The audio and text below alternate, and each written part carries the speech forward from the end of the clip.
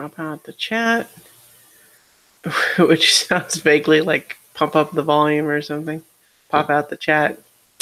All right. That's just in case anybody does. Oh, we're live. Hello, everybody.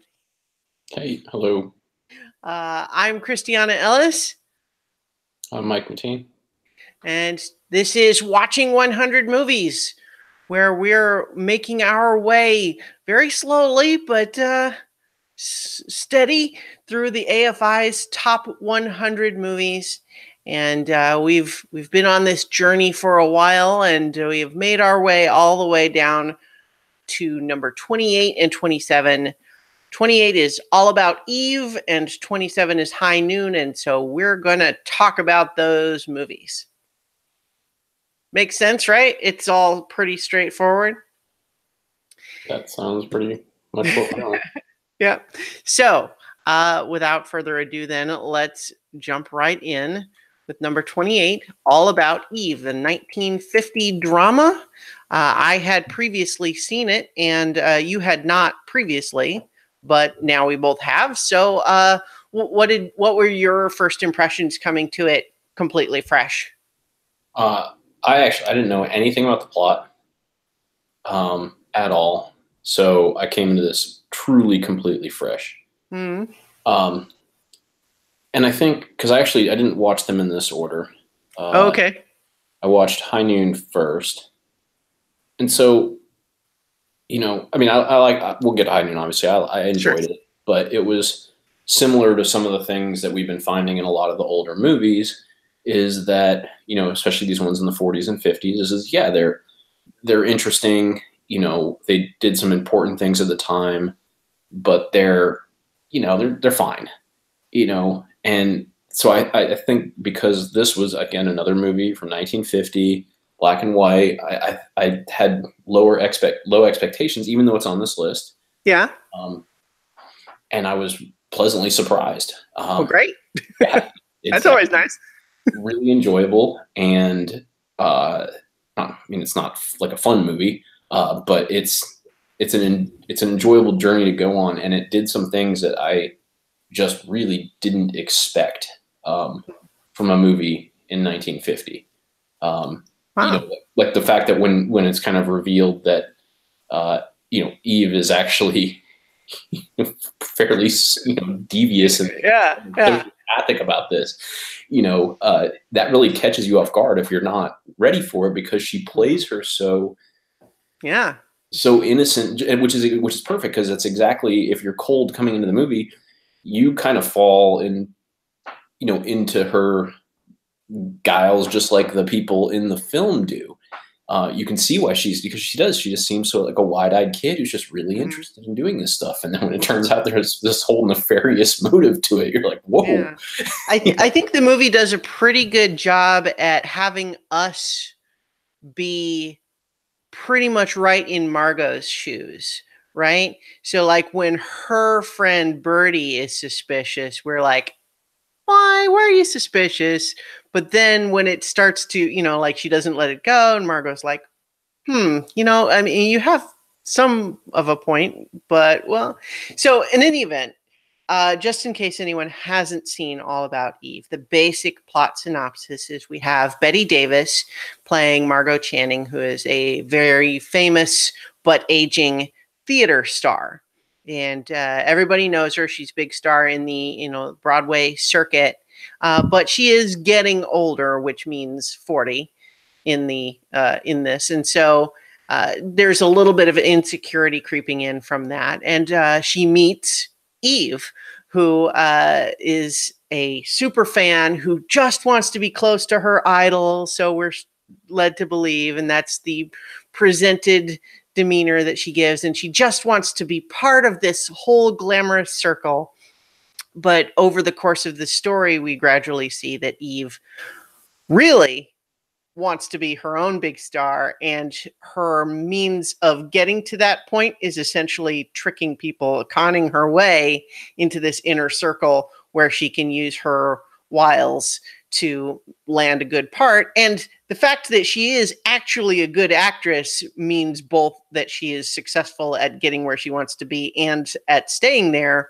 But ultimately at what cost compared to Margot, who is being supplanted, but having a little more wisdom about the whole thing.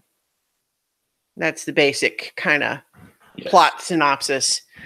But yeah, you know, it's funny because when we finished the last recording, I found myself just totally blank on like, wait, what was All About Eve again? I know I've seen it. I can't remember. And then like, as soon as it, you know, like clicked that I remembered the basic plot, I was like, oh yeah, yeah. And then obviously watching it, I remembered it. But I was glad that you felt that way. Not that I necessarily expected otherwise or anything, but it's just one of those movies that's I don't know, it's a little unexpected, right? It doesn't do all of the sort of standard things that you might expect a movie to do, and sometimes that works for you and sometimes it doesn't. I don't mean you specifically. I mean the collective you. Yeah. But yeah, it's the reveal of Eve's true nature is really well handled in a subtle way, and it's a great performance too. Yes. One of the bits of trivia about this is one of the first movies to ever have two actresses both nominated for Best Actress in the same year for the same movie, and there's a lot of, you know, speculation because nobody ever knows for sure that because Anne Baxter, who played Eve, kind of lobbied for her role to be nominated as Best Actress and not Best Supporting Actress, there was, you know, suspicion of like, well, is it possible that because she and Bette Davis were both nominated at the same time that they split the vote and that's why neither of them won? When if they had been in the separate categories, they would have each won their respective category? Possibly. You know, but what are you going to do? Right. I mean, that's a phenomenal conspiracy theory too, just considering that Anne Baxter plays Eve. So right, yeah. So it's kind of it's fun to speculate on that particular little bit of, you know, gossip. But that said, I mean, it's you know, there was already also in Best Supporting Actress Celeste Holm and Thelma Ritter, who played Karen and Bertie respectively. So if Anne Baxter was in there, then you potentially have three actresses from the same movie in one category. So it's there's a lot of actress nominations going around for this movie. Yes. It also did win Best Picture. It won a bunch of things. Anne Baxter and Bette Davis both lost Best Actress to Judy Holliday from Born Yesterday. But in the Best Picture category, it won, and it was nominated the same year as I tell you, the IMDb list, like when you're looking up all the different Oscars, like it doesn't put them in an obvious order. Right.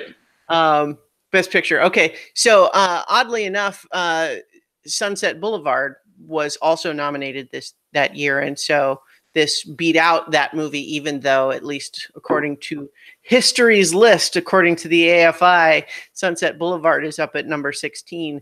But All About Eve did win the trophy for this particular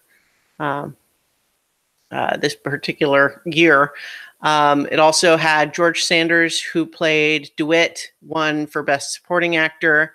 It won Best Director, Best Screenplay, Best Costume Design, Black and White, because this was back when there was both, and they actually had separate categories for whether it was a color costume or a black and white costume. It also won Best Sound and Best Picture, nominated for a bunch of other things. But so it had, I think, the most nominations ever for a single movie up until Titanic tied it, and now La La Land has also tied it. But it's these three movies that had, I think, 14 total nominations. Yeah, I mean, it's deserving of all of them. I mean, it's a very well put together movie. Breaking up on me a little bit. You've just got the depth of your cast. Yeah. All through those supporting roles it's pretty good, and it's I think part of what allows the film to be so powerful. Because you it's kind of weird. Like, I know you said that we're put in the position of siding with, or kind of going on the same journey as Margot. Mm-hmm. I actually felt like I was on all of their journeys. Like, that was because each of them had independent motivations and were very well, drawn out, and had, and they all interacted with Eve in a different way. So Eve's the only one that you don't really, that's the only one I didn't really, I guess, go on that, because it's, her, role in this. She's not ultimately a very sympathetic character. No, but even, well, and then Addison, he kind of goes a little less sympathetic later on. But even in the beginning, like, I kind of, again, I understood where he was coming from. I got his point in it. I was sort of got why he was a part of this.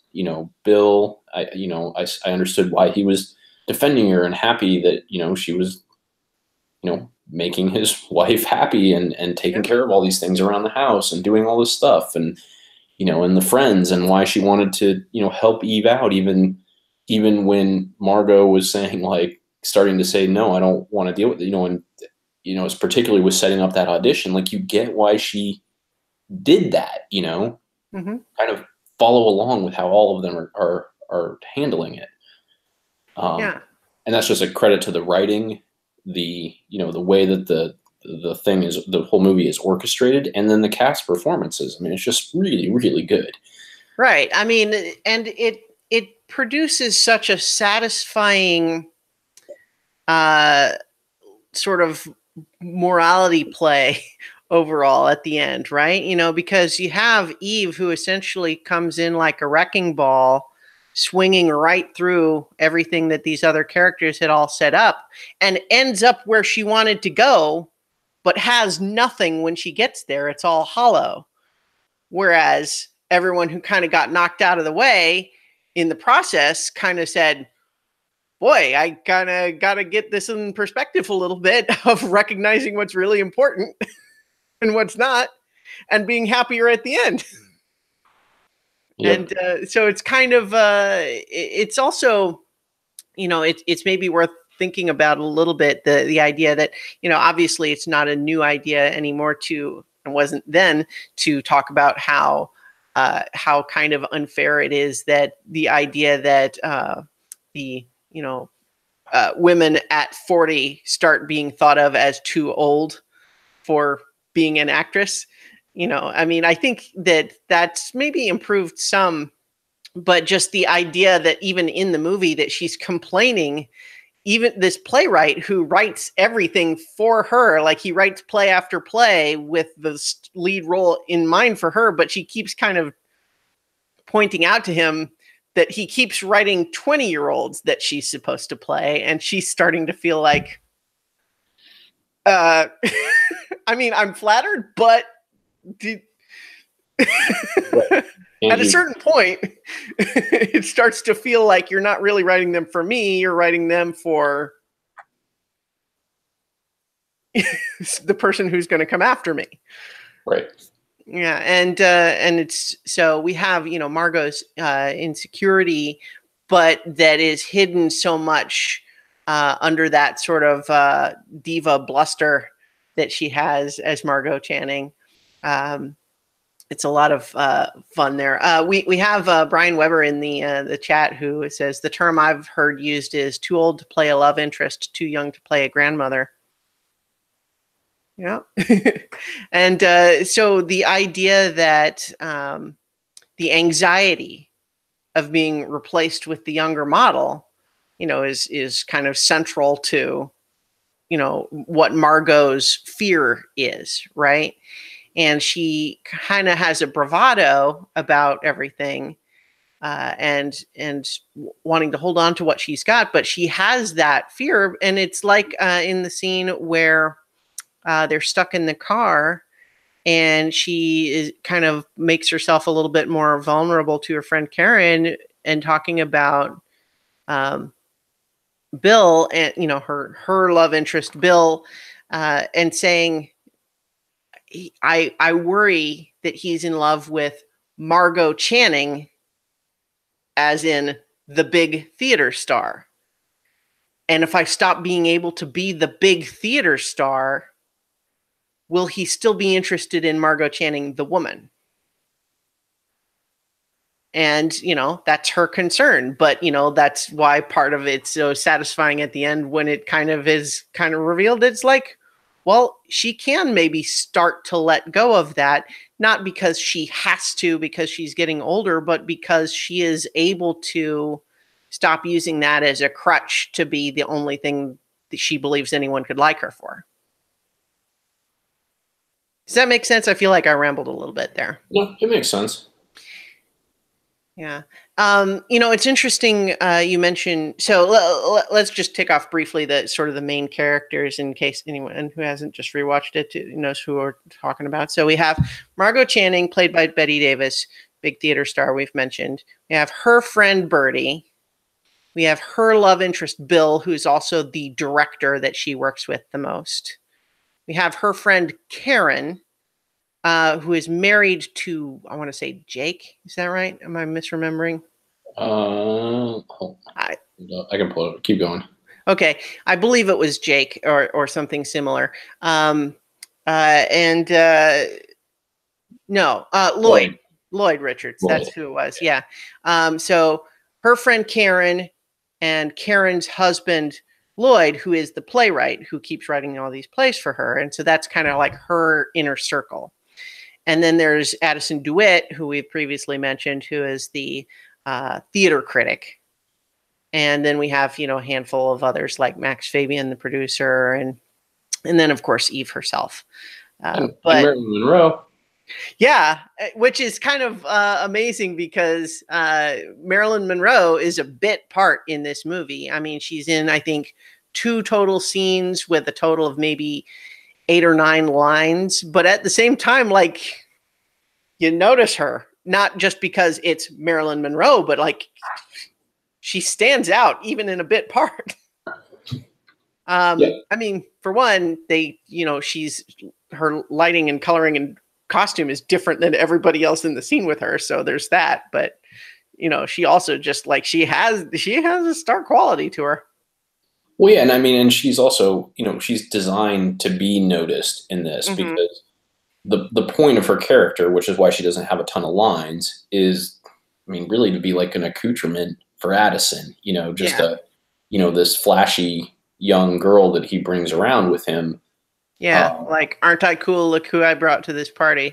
Right, and she's a prop, and you know, and so she's meant to be like, again, pops out. So like at the party when everybody else is wearing like black, you know, she's wearing this like shiny white dress and like, and again, I mean, she does also have that quality about her, but you know, it is fed a little bit by what she's meant to be, you know, playing. Yeah. Yeah. And so that's, you know, that's kind of a fun trivia now. Like, I mean, at the time, this was her first movie. So, I mean, people might have noticed her. I doubt anyone failed to notice her. She's striking in her scenes. Like, she's a memorable bit character. But, you know, at the time, that's all people would have said is like, hey, you know, whoever played that Miss Caswell character was really good, you know, or, you know, it had a lot of charisma to her for sure. You know, like even her second scene where she's basically, the suggestion is she has just been throwing up in the ladies' bathroom because she botched an audition. I mean, that's the implication, right?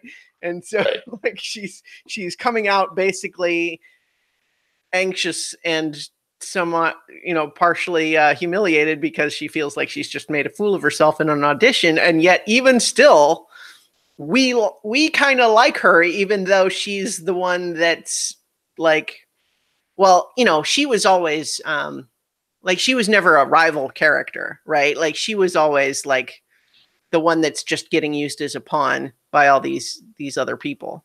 Right. Yeah.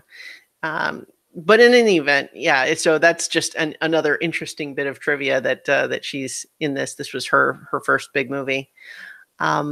And we'll see her in 5 movies or so, I think. Yeah, well, you're thinking of Some Like It Hot? Yeah, I counted. It's Yeah. 5 movies up. So Yep. Yeah, so in any event, yes, Marilyn Monroe, big star for sure. But yeah, so it's fun that she's in this and noticeable in it. You know what I mean? Is like, because sometimes you see people's first performances and it's like, oh, I recognize them, but otherwise it's unremarkable. yes, But let's talk a little bit about Addison DeWitt, though, because he's a really kind of interesting character in the sense that he's kind of Machiavellian. In maybe I shouldn't even say kind of. I mean, he's pretty much straight like a Machiavellian type character, but whose side is he actually on is kind of complicated because I think the conclusion I kind of come to is he is on his own side, period. yes, And so what he is doing, but he, out of everybody, I think is the quickest to pick up exactly what Eve's doing and to decide to use it for his own purposes. And, you know, as opposed to just figuring out how to hold on to whatever they had.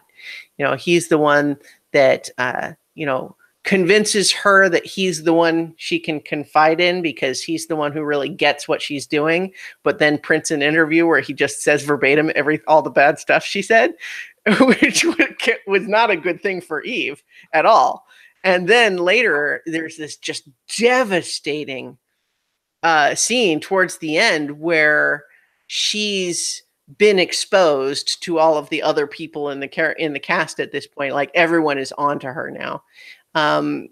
But she has still sort of looks like she's going to get this big role she wanted, and she's getting rave reviews, but all of the other main characters now have seen through her act.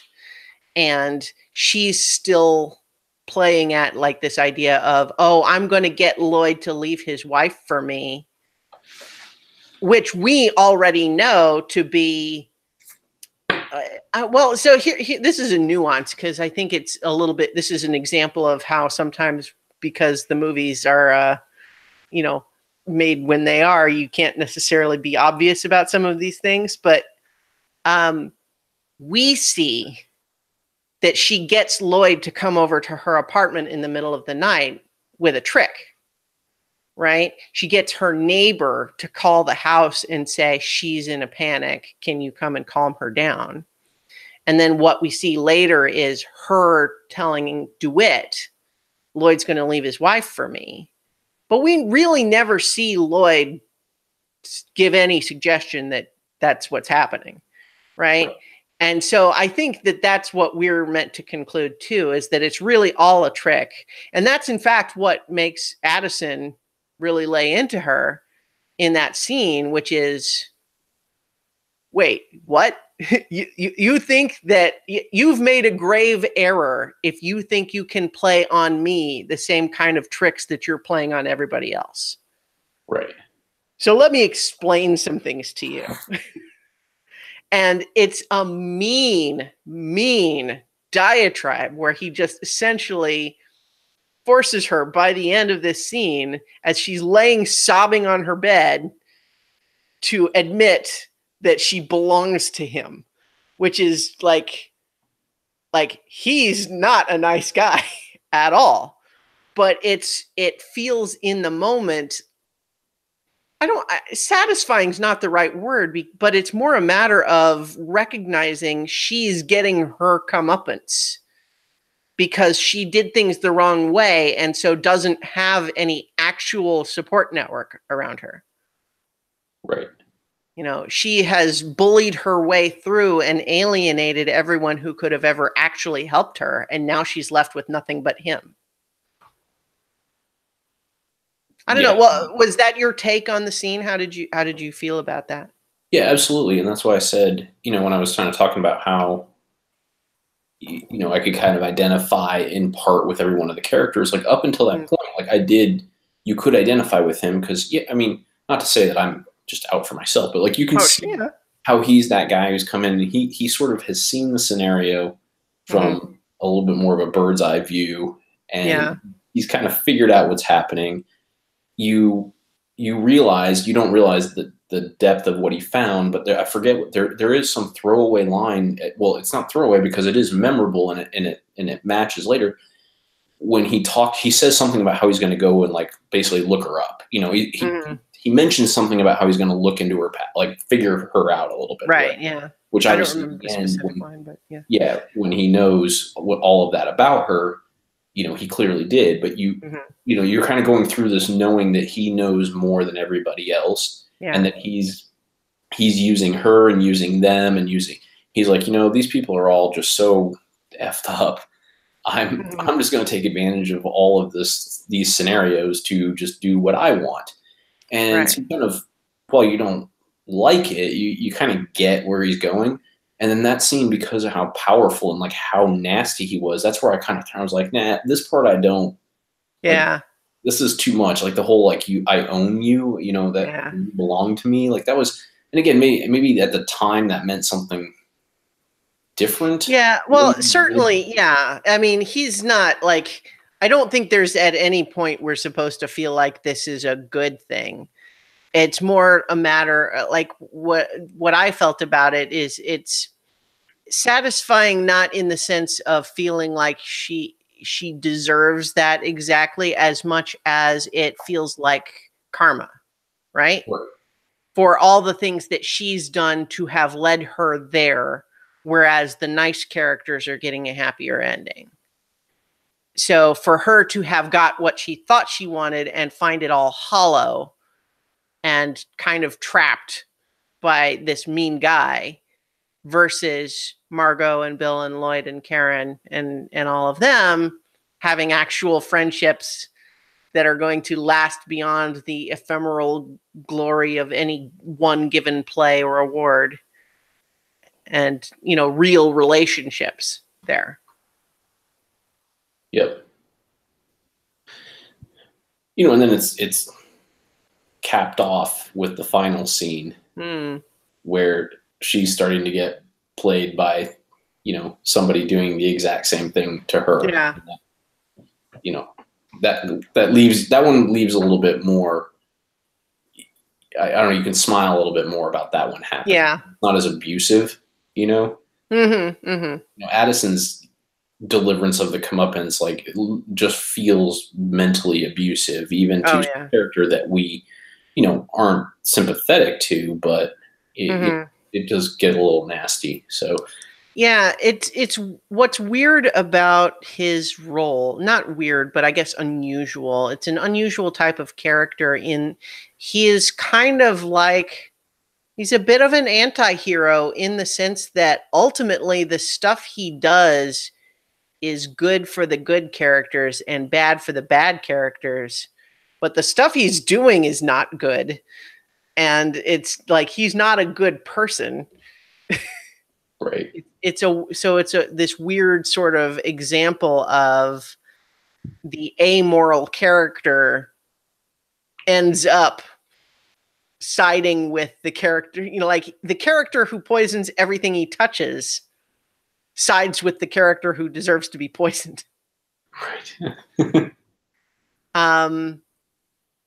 I don't know. It's complex. And I mean, that's part of what makes this movie interesting, is that, you know, even though I think it's straightforward by the end, like what the message is intended to be, right?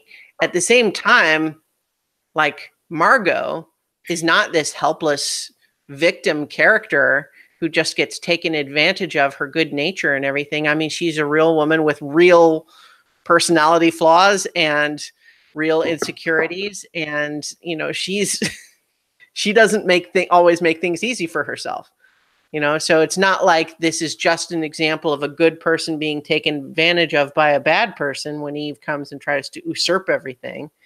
You know, Margot's got her own issues, right? She's kind of a diva, you know, she's addicted to the fame a little bit, but she holds on to it, like, you know, this is what I've got, and I'm starting to hold it a little bit too tight because I'm starting to be afraid of it maybe slipping away.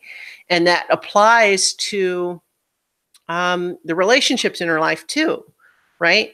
even when she starts to be suspicious of Eve, her paranoia and anxiety about that, even though she's right in a sense, her reaction to it ends up pushing away Bill and Karen and Lloyd, who have not reached that conclusion yet. And because they don't believe her instantly, she pushes, gets mad, and they have big fights. And, so it exacerbates the whole problem.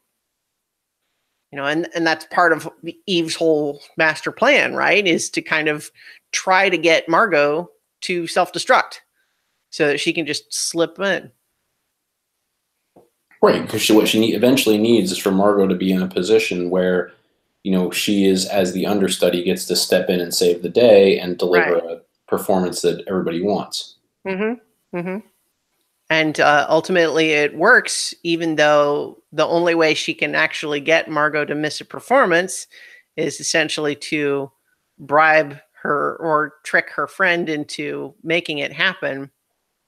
The one that's maybe the one sort of lingering thread that I feel like irritates a little bit, just in the sense that it doesn't really ever get fully resolved, that Karen never really fesses up about that to Margot. Like, she almost tells her once, but then Margot kind of lets her off the hook without realizing it. I guess I forgot that. Yeah, so like when they're in the car, and Lloyd has gone off to try to flag someone down, and so they're having the conversation when Karen and Margot are there, and when it's increasingly obvious, that Margot's definitely going to miss the play at this point, and she kind of starts to get sort of resigned and a little melancholy about it. You can see Karen is definitely feeling very conflicted at that point, and she kind of starts to say, like, I've got something I really need to tell you. I'm so sorry that you've missed your performance. And it's like she's going to say more. And, we know that the answer is that she basically rigged the car so that it would run out of gas and so on. Right. And she did so on Eve's prompting. But she didn't understand that there was this other layer to it. Right. So Karen was herself tricked into doing it. She thought it was going to be isn't Margot stressed? Maybe she just needs someone to force her to take a break a little bit, and we can just play this little trick on her and it'll all be fine.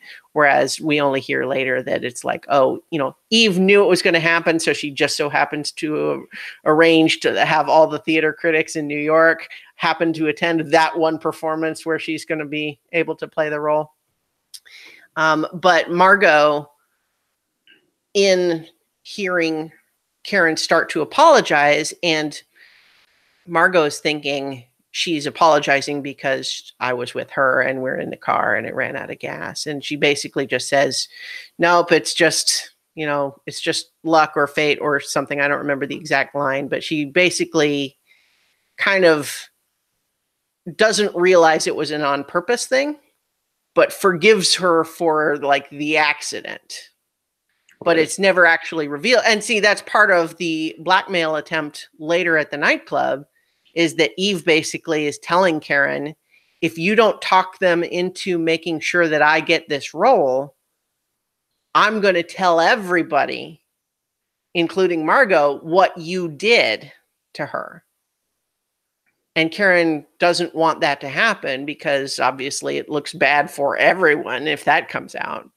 That's right. And so Karen decides, she's still feeling conflicted about it, right? She went in to talk to Eve expecting, I don't even want to hear a word she has to say.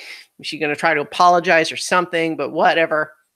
But it's this blackmail thing, and she's got this tension because, like, I don't want her to tell, but I can't. How can we give her the role instead of Margot? But then when she gets back, Margot has basically said, I've decided to not take the role and go do this other thing instead. So essentially that lets Karen off the hook completely, in the sense that she can let Eve have the role, and it doesn't hurt Margot because Margot has already independently decided to not take it. but that sort of just means that Karen doesn't ever have to tell the truth about it. Right. And I mean, it's not a big deal. I'm not complaining. I just, it's more like for a story that has most things all kind of wrapped up. That one, I just feel like I don't, like it feels like it's just a little bit of a grit of sand in the otherwise smooth operation of, the karmic balance of this plot. Yeah, that makes sense. I didn't pay too much attention to that, but that makes sense when you kind of walk through it like that. Yeah. I mean, again, it's not a big complaint. It's more just like an observation in terms of thinking about the actions of the various characters. But it's also worth noting that, this is not a complaint about the movie at all. It's just an observation of things that happen in it. Is that there's a lot of mansplaining that happens in this movie, for sure.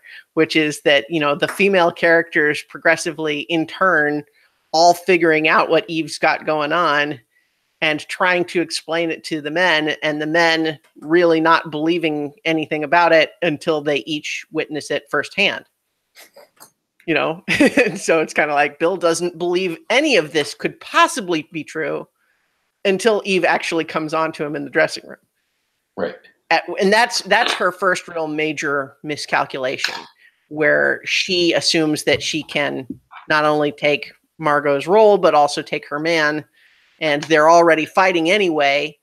So I'll just do that. And then he's this big director. So if I'm with him instead of Margot, he works with me instead of her. And isn't that better for my whole thing?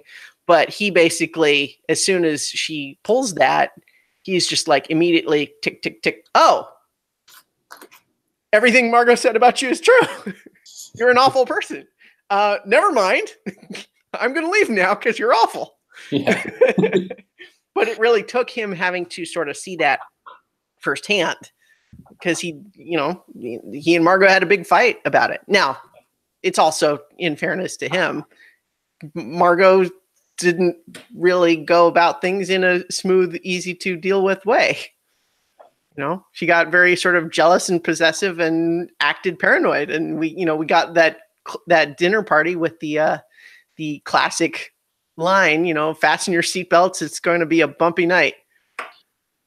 Where she just, she is vaguely feeling suspicious of Eve, but really doesn't have anything concrete to go on. And so she's just being super passive aggressive about it, gets super drunk at a party and just alienates everyone. And we can kind of it's interesting. I'm interested to hear from you, watching it for the first time.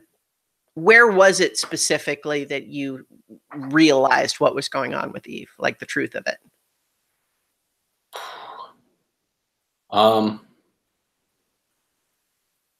It was definitely after she had auditioned. It was deep into the movie. So that's why I also didn't feel like I took Margot's journey, because Margot was figuring it out faster than I was. Yeah, I suppose. I was understanding where Margot was coming from, but not yet agreeing that was the correct and definitive answer. Partly because, again, it's the whole thing is well written, and everyone else is doubting her, and she has reasons why she could have created this if it was, there's a plausibility on both sides. Right. It's the tension of, she is feeling insecure and paranoid, but is that the only reason she suspects Eve, or is there really something to it? Yeah. And which is it? I guess it does balance that. Because it's hard for me to remember. I saw it originally a long time ago, so watching it this time, I know what's happening, and so it's easier for me to see, I guess. But right. So I forget which one happens first. But whichever one happened first is when I figured it out. It was either when she had her neighbor call Lloyd, or when she came on to Bill in the dressing room. Like whichever one of those was first. The coming on to Bill in the dressing room was definitely first. That's when I started to realize, wait, this is not, there's more to this. and to That's what when she, Addison puts it together too, because he overhears that happen. right. And that's why I remember that line, because that's something he says or does there is where you realize he's going to go figure out more. Right, right. And that's when it started to all start to click together for me, and why, why I sort of understood Addison, because Addison, that must be why I've been Yeah. empathetic to Addison up until the end, is because Oh, he and I sure. figured it out at the same time. Well, he's also the voiceover character at the beginning, so it's reasonable to identify with him to an extent, right? He's the character at the beginning who's telling the story. Which let's talk about the beginning just a little bit. I don't know that we have to spend a lot of time on it, but how great in hindsight, like once you know the whole story, how great is that opening where we see what's obviously a very prestigious theater award, and this voice telling us all about, oh yes, this actress who's won this big award, and here are all the people who helped her get there, and it's panning from one to another of people looking very not, unhappy and irritated that she's getting this award. Right. And I thought I love that, because it's basically just saying, look at all of these people who helped her get where she is today, and they're all looking really unhappy. And I think that's an amazing cold. I mean, it's such a great opening because it kind of primes you for, okay, like however this goes, this doesn't end happily. Because we're watching the end, and these people are not happy, right? And you don't know what it is going into it, but it does, like I said, primes you a little bit for what's about to come. Yeah. What was the other thing that I was gonna? I don't remember now. But the story. I'm reminded a little bit of Double Indemnity, just because that was, that one had the whole, the third act reveal of the daughter suspecting, what's her name? I'm forgetting now, but of murdering her mother, in the sick bed, right? So in this one we have the reveal in Addison's whole, because when we first meet Eve, she has this whole sob story about her veteran husband who died in the war, and and everything that's happened to her since then. And it's interesting because even at the beginning, we have Bertie, who's kind of one of the wardrobe women who's friends with Margot, kind of rolling her eyes about the story. Is like, geez, all you need is the bloodhounds nipping at your heels. And everyone kind of chastises her for being, like, that's a mean thing to say when she's just told us her horrible traumatic life story. It's like she apologizes, but later that's what Addison actually looks up, and he finds out that basically nothing in that story was true. Right. Never married, didn't live where she said she lived. All, the timeline is all wrong. None of those things happened. Even your anecdote about the first time you saw Margot on stage isn't even true, because you described I asked you specifically to clarify which theater it was, and you told me, you confirmed the made up theater I gave you. You said, yes, that was it. Right. And so just that the pairing of that initial story, that we're given that hint, that, Bertie is the first to kind of read Eve, right? To sort of like figure out there's something, like she, there's some little subconscious red flag, right? And then she was later the one who kind of tipped off Margot by describing her of like, you're really bringing her in. She's doing all this stuff for you. And Margot's like, yeah, she's a sweet kid. She's so helpful. She just wants to be around me. And Bertie's like, but don't you feel like she's studying you like you're a blueprint? And that's what finally triggers Margot to kind of like, yeah, she does kind of do that. That is a little weird now that you mention it. And so that, that's sort of the whole sequence of events as it plays out. But I think it's a cool story with some twists and turns in it that you don't necessarily expect. Got interesting characters. well performed, good dialogue. It's a great movie. Yep, I liked it. Yeah. All right. So, anything else to say about All About Eve? You think? Or No. all right. So then, let us move on to number 27, High Noon, 1952 Western that neither of us had seen. You kind of gave a little bit of a preview of your thoughts earlier. You kind of suggested that it's like one of the movies where perhaps it hasn't necessarily aged super well, in the sense that maybe it's influential, but it has been since surpassed. I don't want to put words in your mouth, but that was kind of what I got from what Yeah, you were saying. yes, I think the surprise of it not being a traditional Western and being more of a, you know, morality, character Mm, uh, study set in a Western. I think it was interesting. yeah. The fact that you go into it expecting, you know, shootouts and chases, and it's really all about like the lead up to that and all of his decision making and how the townspeople react to him. And again, not that that specific thing has been redone, but that theme of taking what you expect and using it to actually dive into what would it really be like if you had to talk to these characters who are a part of it. Mm-hmm. I think there are probably other movies that have surpassed that. Not to say this shouldn't be on the list. I think it is a really good movie, Mm-hmm. but it didn't grab me as much as as like Eve did. Yeah, I could see that. Like, my own take on it. First of all, I feel like it's a little bit high concept just in terms of the narrative structure, but ultimately, I don't think morality play is outside of the boundaries of what I would consider a traditional Western. I mean, I think that that's the sort of stories that get told in Westerns a lot. Um, but that said, I think part of my reaction to it, like, I don't know, like, I felt primed just in the first few minutes of it to feeling like I wasn't going to like it.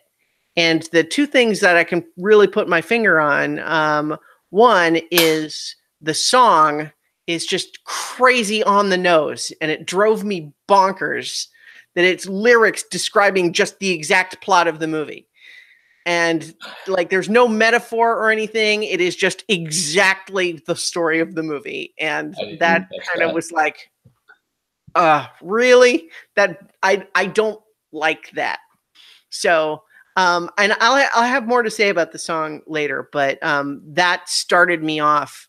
First of all, it's a little weird to pair the verse of "Do not forsake me, oh my darling," while watching these outlaws kind of assemble to ride into town. Like, that's a little bit of a weird audio visual pairing. Mm-hmm. But that's not a big deal. But I didn't like just how on the nose the song was.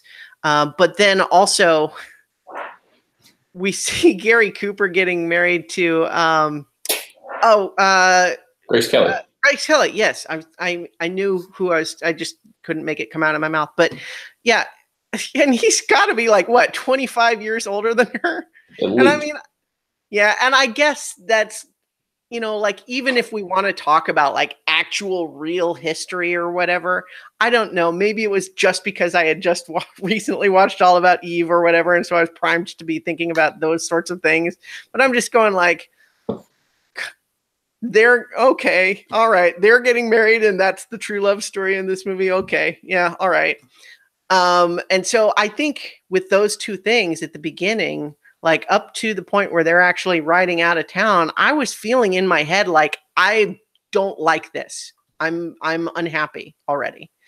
But what I will say is, when I realized over the course of the next 5 to 10 minutes that the movie was going to be playing out in sort of pseudo real time, like, it's not 100% just by the clock real time, but it's close. Yeah. It evokes it for sure, right? Even though, so the idea is the plot, if anyone who hasn't seen it, got the just retired sheriff of this little town has just gotten married and is going to leave town because the new sheriff's coming in. His new wife's a Quaker and doesn't want him to be indulging in this violent occupation. But they hear on the noon train this crazy outlaw that that he put away got pardoned, and he's going to be back in town on noon. And so you got to do something, because when he shows up, there's going to be trouble. And so we start the movie at like 10:50. And so the story of the movie is him in more or less real time trying to figure out what he's going to do at high noon when this guy shows up. And then, you know, we have a bit at the end once that happens. And so I was kind of re-intrigued by that idea, and that kind of looped me back in. And then I think some of the other sort of standard Western tropes that I do like kind of roped me back in, to use a metaphor. And so I ended up liking it, even though those first couple of things irritated me. But yeah, I feel like the movie, it starts and ends a little bit clumsily, but I really liked the middle a lot. You know what? I think that I went through degrees of the same thing. I mean, I don't want to say it was exactly, but that's probably a lot of what I was feeling, you know, because,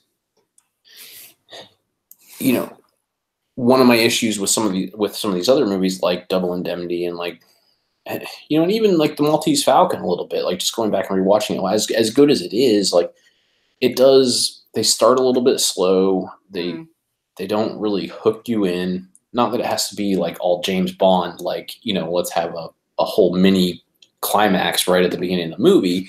You know, let's have something interesting. And you're right, it does start a little clumsily, and I think that put me off. And then I did go through the same process of you of kind of re-engaging when I realized what was going to happen in the movie, and that it was going to be different than just a normal Western. It wasn't just going to be, okay, this guy's going to come into town and I'm going to have to make this decision. Like the process of his decision making. And also the other. Sorry, we lost you there for a second. Well, I lost you. So whichever way it went. The process of his decision making, as well as the townspeople's reaction as he tried to, you know, get to a different decision than what he ultimately knew he was going to have to end up doing, you know, by basically seeking for their help so that he didn't have to go and face him alone, because that's what he knew was right, is he had to face him. Like, you could tell deep down he always knew that was what was going to happen. Yeah. And what he was hoping was for the townspeople to like overwhelm behind him so that it didn't have to turn into a shootout, so he could avoid the violence. Right. Yeah. Nobody was going to help him. And as the clock keeps ticking down, we realize that it's ticking closer and closer and closer to him not having any backing, and actually having to decide, do I go through with it, knowing that he is going to do that despite his, you know, wife's protestations, you know? Yeah. Yeah. And I mean, that opening line of the song of "Do Not Forsake Me, Oh My Darling" is basically because she tells him in no uncertain terms, I think it's the wrong thing for you to stay and fight this man. I think we should leave together, but if you won't leave with me, I'm going to leave without you. And so that's the line in the song, is essentially saying, don't do that. That makes me sad. And we can kind of put our, you know, the bonnet on the head to be in her perspective for a moment and say, yes, my new husband is going to stay here and get himself killed when we could just leave. Right. He has no obligation. Right. It's made very clear throughout the film that he doesn't need to be there. The town makes it clear in no uncertain terms that they do not want him to stay. It's not even just that they won't help him. They are asking him to leave. Right. he goes and he talks to the whole town, like in the church. And I think, it's not made super obvious, but I think it's supposed to be the mayor, basically gives this whole speech where it sounds at first like he's going to help him rally the people. But then the end is like saying, nope, this Frank Miller, he is a very dangerous guy. And this is our problem. We're going to have to do something about it. We want to make sure that this town can stay the sort of place where you can raise your children. And we don't want those old days of the outlaws to come back. And so what we need to do is not have a shootout today, have this sheriff leave and the new sheriff come tomorrow, and then we'll do something about it. And so our guy, Gary Cooper, is like, oh, okay, I was with you until that last part where... And the thing is, too, that I think one of the things that I think is interesting to think about just in this context is, at least as framed in the movie, staying to fight Frank Miller is not for anybody except himself. Right. Because he doesn't want to be a coward that runs away. And I'm not sure that's really a good role model sort of thing. I mean, on the one hand, the idea of not being a coward, sure, but at the same time, it's kind of like that whole mayor was saying, is like, look, man, you officially retired. This thing doesn't need to happen today. If the goal is to have this happen with no shootouts, then how about we not have a shootout? We have a new sheriff coming tomorrow. Make this his problem. And, and so like not wanting to pass the buck, like, sure, there's something to that. But there's also now, like, by the end, who knows what, like, it worked out, but it sure didn't look like it was gonna for a while. And who knows, like all of those, during those gunfights, like, well, what if ordinary innocent people got killed in the crossfire? Like, would we say then that Gary Cooper did the right thing? I don't know. I think it's interesting to think about. But because the movie, I think, plays it pretty... the movie plays it like a cinematic representation of that Captain America comic panel, where the whole thing is like, doesn't matter if everybody else in the world tells you that you're wrong. If you stand up for what you believe in and they tell you to move, you say, no, you move. That whole thing, right? Like, it's this whole thing where he knows that the right thing to do is to not run away and confront him. And he's going to do that even if it seems like obvious suicide and everyone he's supposedly protecting is telling him not to do it. So I think it's interesting to think about, just in terms of like, what is the actual heroic thing to do in that moment? Is it to stick to your own pride at the risk of hurting many other people? Or is it to stand up for what you believe in and not run away from things that you feel responsible for? I mean, one of the things that the movie really doesn't engage with at all is why this obvious, crazy bad guy that everyone seems to really intuitively understand is a real bad news. How come he got pardoned? I mean, they arrested him and they sent him up for trial and he got pardoned. Why was that? Yeah. Like, in real life, we might say, like, maybe because he didn't actually do it or something, and it was all, but who knows? But anyway, like, this movie's not interested in that, really. Although what I will say is, although I really liked, as I mentioned, kind of a lot of this middle of the movie stuff where he's trying to convince people and he's increasingly getting stressed about realizing no one's going to help him. Frank Miller himself, what a disappointment, right? We spend 2/3, like 80% of the movie building up how bad this guy is, and then he's just kind of boring. Like, the only thing he really does that has any character to it at all is when he takes Grace Kelly hostage, which I did like that whole bit of business with her. But I just mean he was kind of very boring when he finally showed up. He didn't do any of the things that would have seemed like Like, I couldn't even keep track during the gunfight, like which one was actually even him and which ones were just his guys. That, I don't know. That seemed like a misstep. It's really the only way that, like, yeah. Yeah. But like the point is ultimately, like, it really didn't even matter which one was which. Like, even though the whole movie was building up this idea of like, this whole thing is because this one guy is going to show up, and oh boy, when he gets here, it's going to be this big deal. And then he shows up and he's just another guy. And I don't know. I just feel like that was a real missed opportunity to have a much more interesting character there. But I don't know. Anyway, I mean, because like, he didn't even really have any meaningful dialogue except for like, "You come out or I'll kill her," or something, you know. And it felt weird to me too, especially because there are so many other actually interesting, complicated characters in this movie. Like, you know, Gary Cooper's character, I'm forgetting his character's name. Will Kane. He's Kane, yeah. You know, so he's the sheriff, and he's actually arguably, I think, you know, he's the one that's kind of stubbornly decided to do this thing because he believes it's the right thing to do, even though everyone is telling him he shouldn't, and it's probably going to get him killed.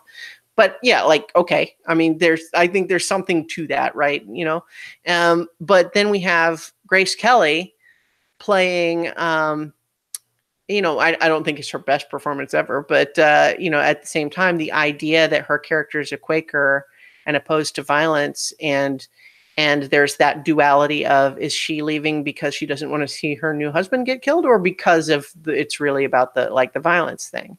And then especially when she gets paired up with, I'm forgetting all of the characters' names now.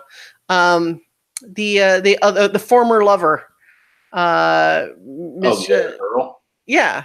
I'm forgetting all these. One. Yeah. Yeah, and so she was a really interesting character for one. Yeah, Helen Ramirez, and the idea that, you know, she had, like, I wanted to know way more about her, like, that, you know, what her whole background was, but now she owns this whole thing, and there's you know, she's apparently used to be friends with Frank Miller, and then she used to be friends with Kane the sheriff, and now she's maybe kind of sort of with the deputy, but also maybe not. And then she stands up for himself when he's being shitty to her. And then, you know, and so like, she's got so much going on, and yet she's so badass. I felt like I wanted the whole movie to be about her. Mm-hmm. But in any event, but pairing her with Grace Kelly's character, this whole idea of like, you know, you're really gonna just leave him to do this by himself? If he was my man, I would strap a gun on myself and help him. And you know, Grace Kelly's like, well, why aren't you doing that? It's like, he's not my man anymore. But then that leading to Grace Kelly actually picking up a gun to help him during that last fight. And I mean, that whole thing was great. I loved that. Right? Yep. We got a younger Lloyd Bridges, supposedly playing a young 20-something guy, even though he's obviously 40 or something. I mean, the ages are all over the place in this movie, but he's fun too, right? Like, he's an interesting character. Yeah, he was great. So he was, I just looked up, he's born in 1913. So he would have been like right around 40. Yeah. Well, he's obviously not 20-something. Is mostly my point. Yeah. Grace Kelly was like 22 in this movie. Yeah. And you know, so I kept noticing it because they kept using dialogue to try to reiterate the idea that Lloyd Bridges is this young kid who's, you know, getting ahead of himself, and he doesn't know how to be a man yet. He's a boy, not a man. And I'm just like, oh, well, yeah, okay. Although she, you know, Miss Ramirez, she does actually sort of illustrate to him that it's not about age that she's talking about. You know, you're acting like a boy, not like a man, is the point. And so to have, and then that character was nicely complex too, right? Because initially, he's the deputy. He's one of the two guys that Kane was just taking almost for granted that he's going to help because he's the deputy. Right. But then he starts saying, it's like, so how come you didn't recommend me to be sheriff when you left? And we can kind of almost immediately size up his character because it's good casting and good characterization and all of that sort of thing of understanding probably why. But him feeling slighted and essentially saying, well, you don't think I'm good enough to be sheriff? Then maybe I'm not going to help you fight Frank Miller. And then goes off and gets drunk and then later has a change of heart. But his change of heart is not to help. It's to try again to convince him to leave town and then to try to beat him up when he won't. So it's like, yeah, let's beat him half unconscious right before this big gunfight. That's helpful. So that guy's totally just kind of a screw up, but an interesting one, right? Yep. And then you have, I guess. Here's just another random little thing. You watched Deadwood, right? I have not. But you have not seen any of Deadwood? No. Wow. Well, you should. I think you would actually really like it, especially now that they're going to go back and finish the story.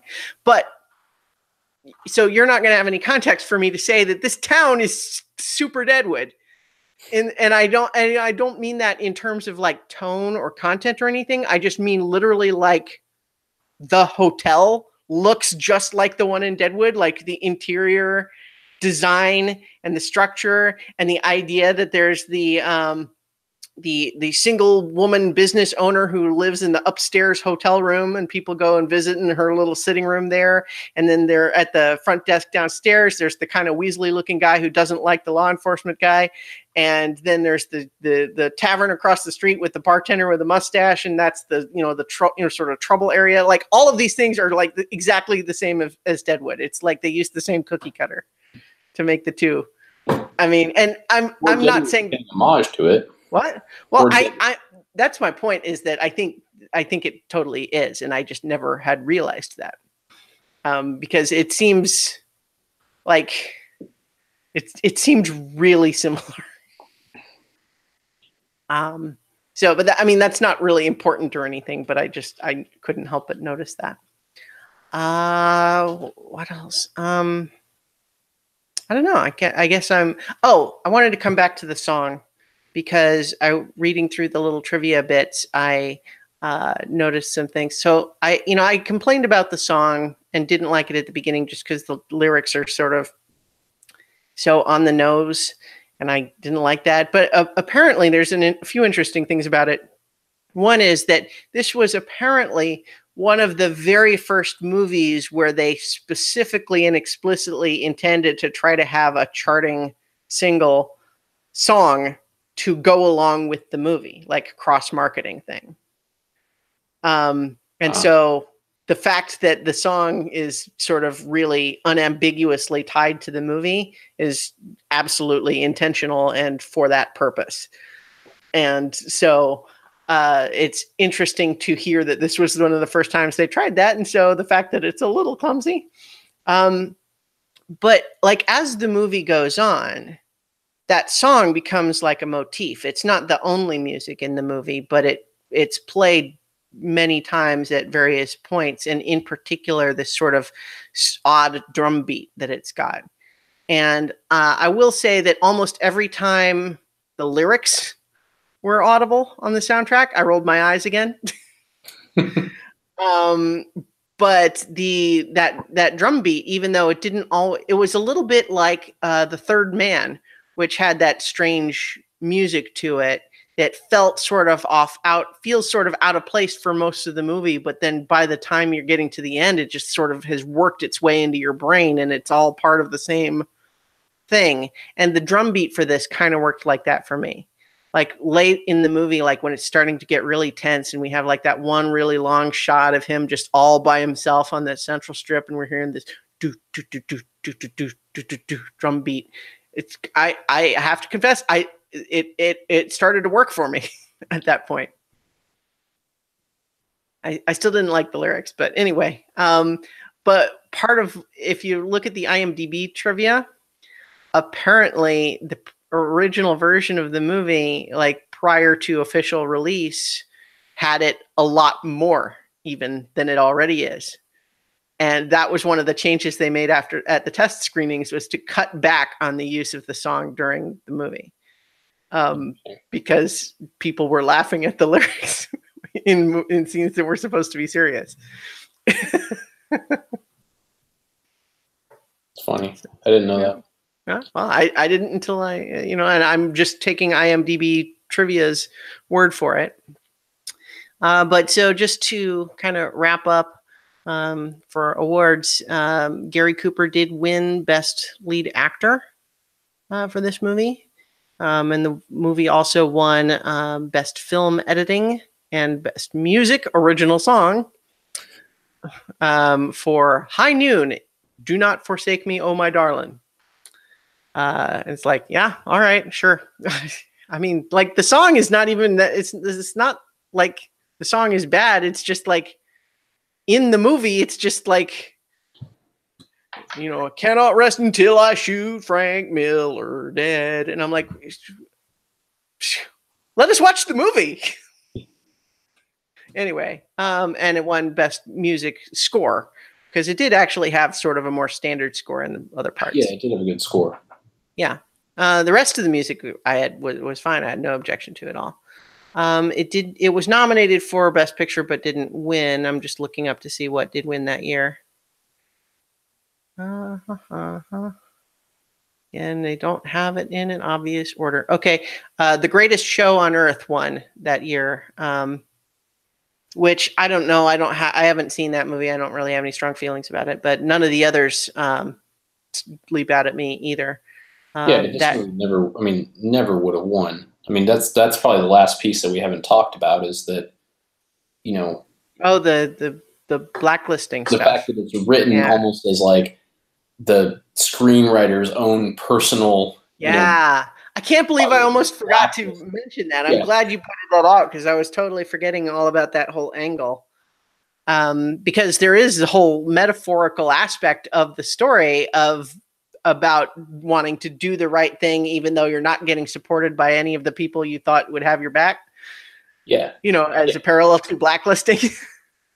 Right. Like Foreman wrote Gary Cooper as like an allegory of himself, for refusing to turn over all of the people that he knew to be communists, and because he was standing his ground, and so he was Gary Cooper in this movie against McCarthy.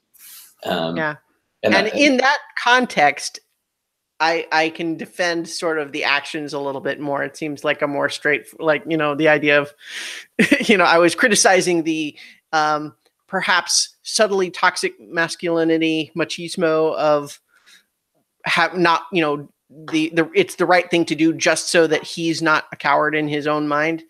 But, when we talk about standing up against blacklisting, that feels a lot more like, yeah, that should be resisted.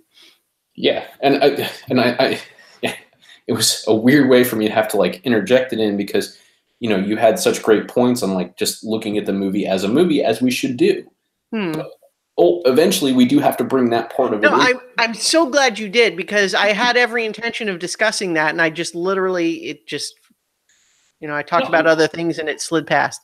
I kind of like the fact that we looked at it as a movie on its own merit first, because that is one of the pieces of looking at this list is okay, now that we can divest ourselves from that a little bit, how good is this movie really? Or is it just really popular because it's, it came out at a time written by a guy who was suspected to be a communist, who was refusing to give up other communists, and,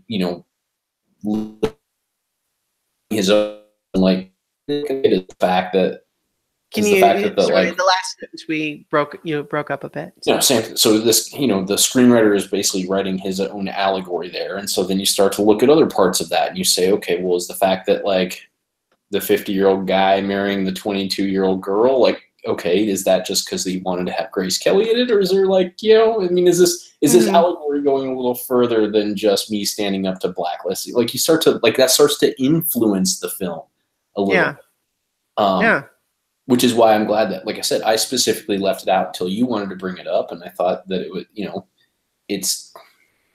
John Wayne turned the movie down because he recognized exactly what it was. He was supposed to be Gary Cooper's character originally, and I don't think that, again, I think it makes it relevant, and I think it's part of why this movie got elevated to the point that it's at. It doesn't mean I enjoyed the movie too, just like all the things we talked about, but that's part of what elevated it, is that it became this bigger allegory for when you stand up against things that are not popular because they are right. Yeah. Because that's what Carl Foreman believed in, and other people then project that. This movie allows you to project that onto it. It's like, oh, this is like the time when nobody wanted me to do this, and I did it. It's why I was popular with Reagan and Clinton and all. It's not a conservative Democrat thing. It's like literally there are a lot of politicians or a lot of leaders or a lot of people who looked at this movie and used this as their own allegory. Right. And that's part of what elevated it to this point. You know? Yeah. And I think that that's really an interesting aspect to consider, because, and this gets in a little bit to kind of what I was talking about in terms of the idea of standing up for something even when everybody else says you're wrong. But the idea that it being the right thing to always stand up for what you believe, even when everyone else says you're wrong. There's a lot of times when maybe you're the one that's wrong and you should listen to people, right? So just the idea that it is an unambiguous thing to always assume everybody else is wrong, like that is a template behavior that can be applied to a lot of different situations, and some of which we might agree with and others we would not, right?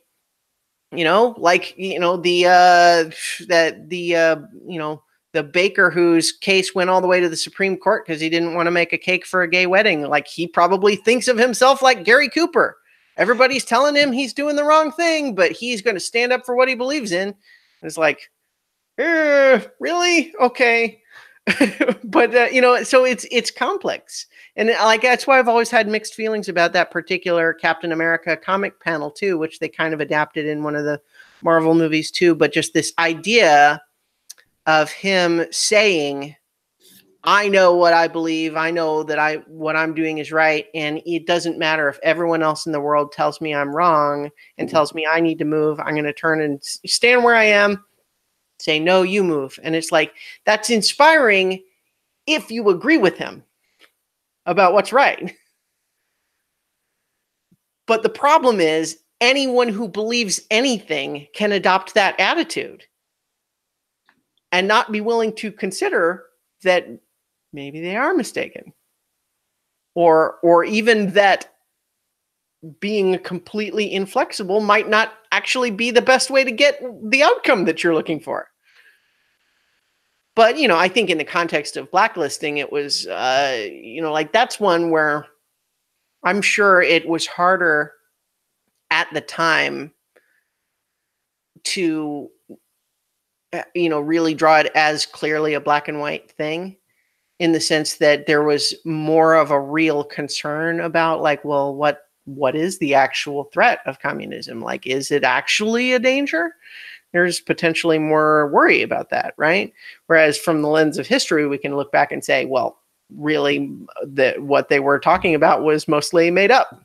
It was not something that was a real danger, and they were essentially, it was all sorts of things. But so, I don't know. I guess the summary of it is just, it can be an inspiring behavior when you agree with where someone's coming from, but I don't think it's an unambiguous good behavior to just stand up for what you believe in, even when everybody else tells you you're wrong, because there might be some circumstances where that's true. where it's good, but there might be others where, you know, it just really depends on where you're standing. You know? Yep. And I think, you know, I've actually been just thinking about it in the specific context of the movie, like, and also when you start thinking about, okay, this is going to go a little bit far afield. Let me try this for a couple of minutes just to see if it feels like it's a fruitful avenue. There's a video game called Spec Ops: The Line. And at least superficially, it's a first-person shooter. It's very much Call of Duty-like. But the premise of the story, and like as it develops, and this is going to include some spoilers for that,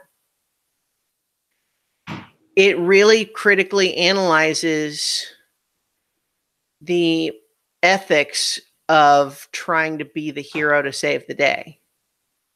Because what happens in the story is that you have these soldiers who hear about a bad situation and decide that the way to resolve it is for them to go in and shoot the bad guys.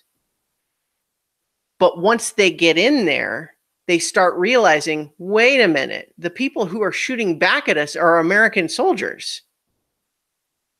Well, you know, I guess they're maybe just misinformed, and they don't understand that we're doing the right thing and we're the ones that are on the right side, and we're trying to stop this bad thing from happening. And so it's a terrible sacrifice that we and they are having to make, that we're going to have to fight these American soldiers to get where we're going to save the day. And then there's a later part where you say, okay, well, you know, there's these, you know, soldiers guarding this little blockade, and it seems like the only possible way we can get through to save the day is to drop a white phosphorus bomb on that area, which is like a horrible way to kill somebody. And then they do it, and then it's revealed, oh, the soldiers were guarding that particular blockade because they also had 250 civilians in there that have now also just died from the white phosphorus. And so these characters that you're playing are just killing all of these people. And in theory, they're coming in to try to save this terrible thing, you know, stop this terrible thing from happening. And it's all this terrible, horrible misunderstanding that these people are fighting against us. And yet, the idea of maybe we should just mind our own business, by the end of the story, it's revealed that there's like hundreds and hundreds of people that died for no reason other than these particular soldiers decided it was their job to solve the problem and nobody else could do it. And so they ended up making the whole situation much, much worse because their solution of going in and shooting the bad guy just exacerbated a complex situation and blew it up and spun it all out of control. And so I guess what I was just thinking about is, again, to tie it back to High Noon, just the idea of Frank Miller's a bad guy. He's coming here to make trouble. And if I leave, then I'm a coward. So I have to stay, even though what that means is that we'll have a gunfight in the middle of town. And who knows what might happen.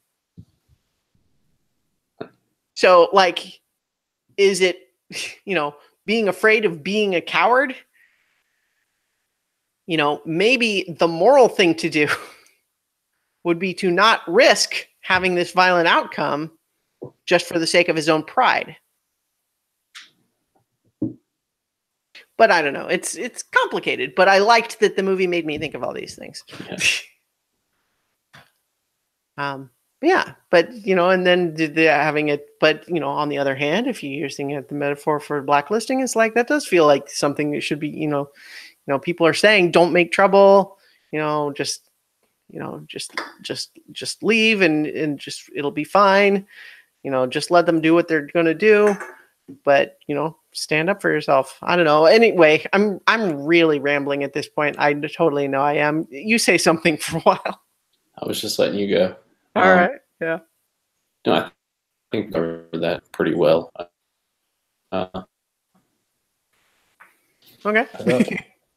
All right. So then if that covers those two movies, ready to move them on the list? Yes. All right. I'm going to take All About Eve Mm-hmm. to. I thought I had it, but I think I'm going to take it just to number 37, Okay. just below Lord of the Rings and above Snow White. All right. Great. I think that I'm going to move it a little bit further down and put it um, after Bridge on the River Kwai and before Maltese Falcon.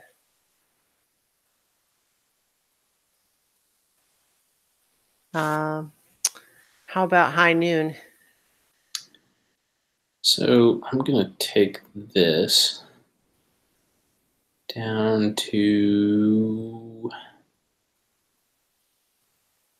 I'm going to put it for 87. All right. So that's before Last Picture Show. No, you're looking at yours. I'm looking at yours. Right Oh, now, yeah, you have before. Last Picture Show at 88. No, So before Toy Story. okay. Oh, I'm You have looking. Toy Story at 86. Sorry, I'm looking. That's okay. I'm looking at the Excel cell number, not the number. Yeah. Okay. So before Toy Story, after Forrest Gump. Yes. All right. And so let's we'll get those moved. So the next two movies Where are you are. moving High Noon? Oh, I didn't say. Sorry. I'm moving it to where it's going to be number 88 is just after North by Northwest and before Sunrise. Okay. All right. So, Okay. Next two movies. yeah, the next two movies, Mr. Smith Goes to Washington, which is a movie I certainly know about, but I have actually never managed to see. And then number 25 is To Kill a Mockingbird. So those are definitely two classics, but it's also we're staying kind of in the same, actually, I'm just looking at it. To Kill a Mockingbird was 1962. I was thinking of it as earlier than that. But I guess No, it makes sense in that, it's more of the, unfortunately, no, it wasn't earlier than that. yeah, there's definitely the civil rights aspect to it. Yeah, so I guess I just in my head maybe I think of it as being an older movie than that. Maybe just because it is still in black and white and it's set even earlier than that. Perhaps maybe that's why. But yeah. So do you have sort of like preview thoughts about that? I mean, these are both movies that I'm not going to. I know aren't just on here because they were important at the time. I mean, these are Mm-hmm. pretty transcendental movies. So, Yeah. um, and both of them are plot based. You know, like what the storyline was or Mm. is. Not that they're also not good, but they are particularly on here because of what they chose as their subject matter. Yeah, so like it's not just telling a good story, but telling an important Important. story, like being about something other than just like the human condition. Right. Yeah.